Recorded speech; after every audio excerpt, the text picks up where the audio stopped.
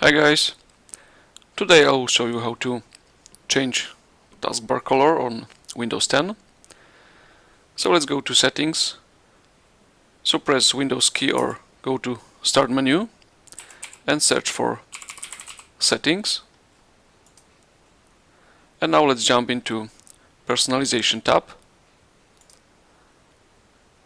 And now you need to select colors on the left side panel.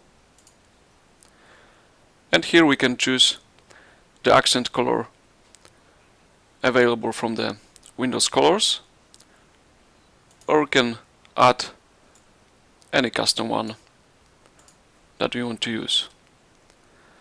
The last thing, most important, is we need to select that checkbox to see that color on the start, taskbar and action center. So it will automatically change taskbar and start menu into selected color.